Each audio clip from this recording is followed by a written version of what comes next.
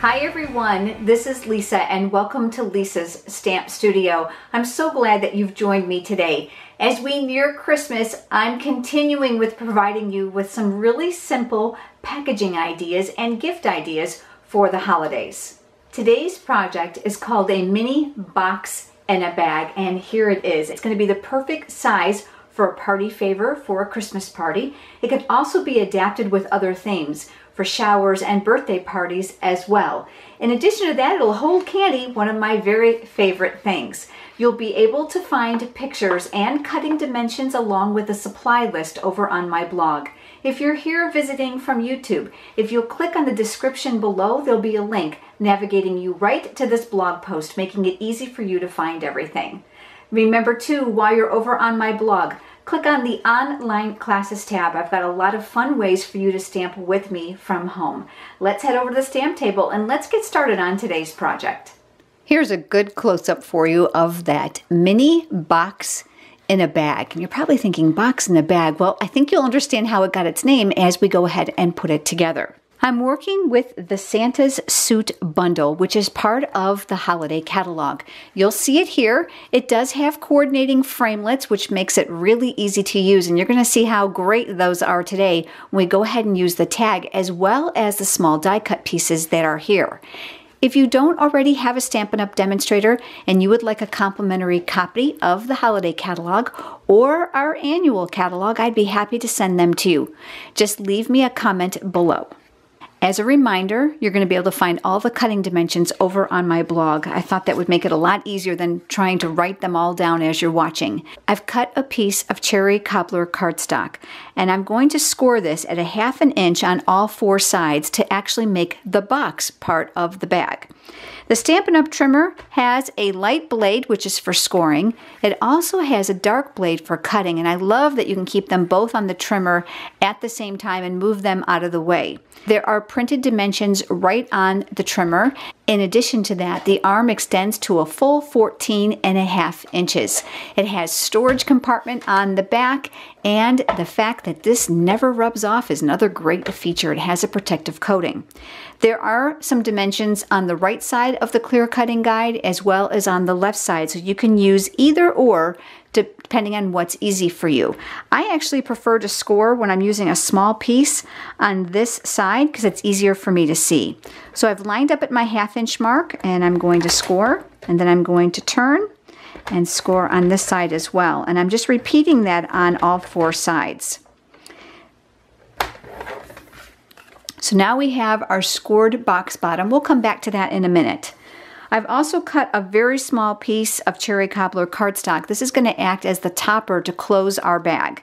And I'm actually going to score this in half. And it's already cut at 1 inch, so I'm going to line this up at the 1/2 inch mark and just score it in half.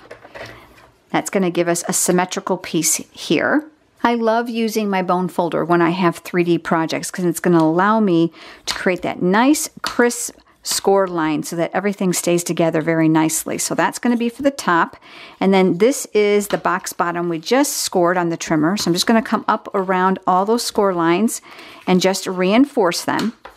We're also going to need to do some snipping so that we can actually create the corners on this box. So with my paper snips, I'm going to cut right on the score line, right to the top score line here. That's going to create our tab. So I've got 1 and 2, and then I'm going to turn it around and I'm going to do the exact same thing on the other side. So now you can see we've got those tabs to put the box together.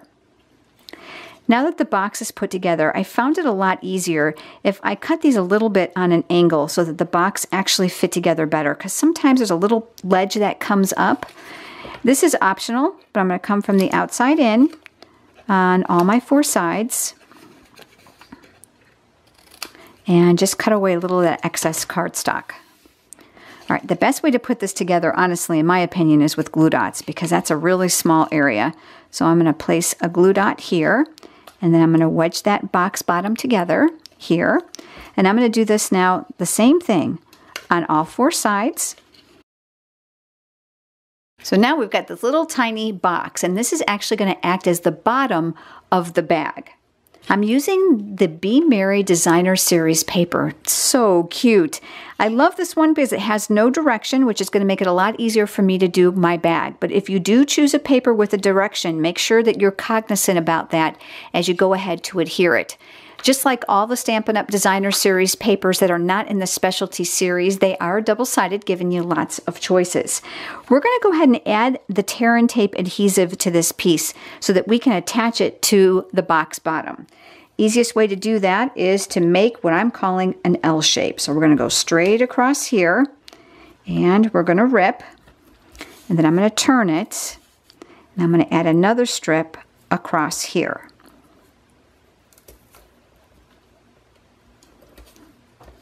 So I'm going to burnish that down to make sure that when I go to remove the paper backing that the tape doesn't come off with it. The next thing we're going to do is we're actually going to adhere this right to the box bottom. And you might think it's difficult, but it really isn't. My best tip for you is to only remove a little bit at a time. And I found that paper piercing tool was really helpful for me to get that started. So I'm going to peel back a little bit, and I've got my box bottom here, and I'm actually going to line up the bottom edges. So I'm going to hold this up to see if maybe it's easier for you to see. So you can see I'm actually holding it here, and I'm getting it started, lining it up just the best that I can along the bottom and the outside edge. And then I'm going to press here on the inside. I'm going to reveal a little bit more. And now all I'm going to do is I'm going to roll this on the Designer Series paper. So I'm just tipping it down and pressing here. Same thing, we're going to come all the way across,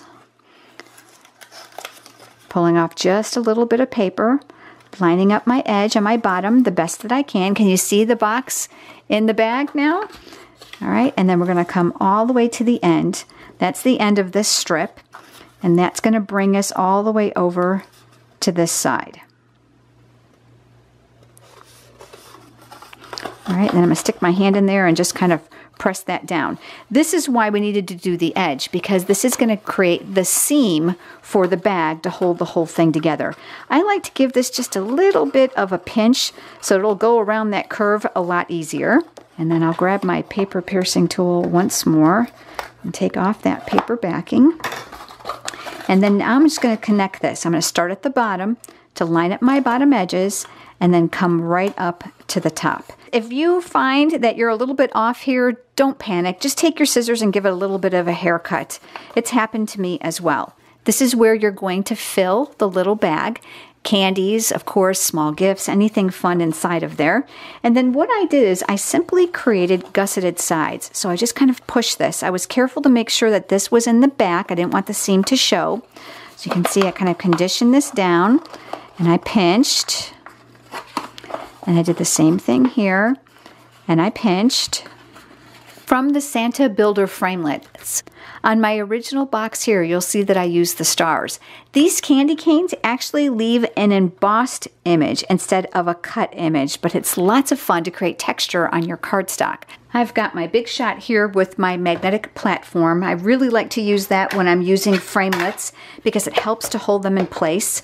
Putting a clear mat over the top to protect it. Got my white cardstock and I've got my tag die. And remember that little border of Christmas trees?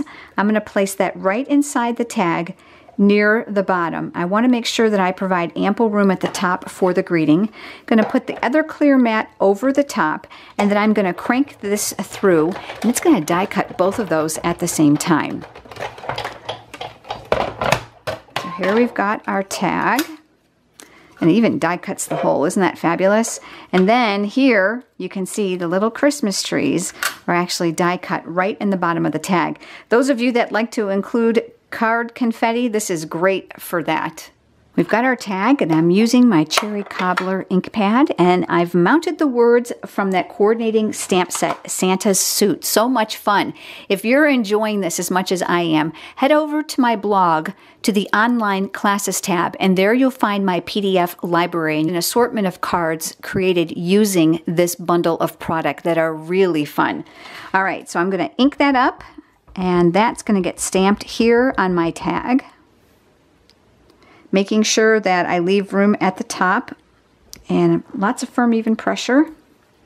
I've cut about 3 inches classic weave white ribbon, and that's going to go right here through the hole that die cut for us. And then I'm going to make a knot. Here's a tip for you when you're cutting your ribbon. Don't cut it too short, trying to conserve it. I want to be careful not to pull too tightly because I don't want to rip the top of the tag. And then I'm going to take my scissors, give myself some really nice clean edges there. We have our mini box in a bag that's been filled. Remember that little piece of paper that we scored at the top? That's going to be the topper for this bag. So I'm putting half to the front and half to the back, and you can see that here. Depending on how much you gusset the sides, you may need to give this a little bit of a haircut so it doesn't look too long. I'm using a gold binder clip. We love those. That's going to cinch it all closed, and you don't have to worry about it opening up. Remember this tag? All right, I'm going to bring in my silicone craft sheet. We're going to add a little designer paper here to the back of the paper just to give it a little bit of color. So I found the best way to do this was to use the multi-purpose liquid glue because it was really hard to get adhesive around here. The one thing about this glue is it's really strong. So you want to use it very sparingly because you don't want it oozing through those openings. So I'm just going to put a little dot, and I'm actually just moving it around with the tip of the glue. Okay, capping that, and I'm going to put my designer paper here, and then I'm going to kind of center this to see, yep, look how it fits right inside those images. Flipping it over, and I'm rubbing from the back. You're going to need to let that sit and dry for a minute or two, and then once it's done, you're going to be able to come up behind here and cut away the excess of what you don't want. There's nothing fancy. I just went ahead and used my scissors, and I just came up underneath here as well. I attached it to the binder clip using a glue dot. So I'm just going to pull one of those back, attach it to the back of that ribbon, and then I just attached it here at the base of the clip so that it didn't impede when it needed to be opened and closed. But isn't that cute and not difficult at all? On my original one, you see I also added a little bit of gold mini sequin trim in with the ribbon when I tied it. So it just gives you a couple different ideas, and of course the 2 different border dies that are included with that bundle of product. Thanks so much for joining me, everyone. I look forward to seeing you next time. Have a great day.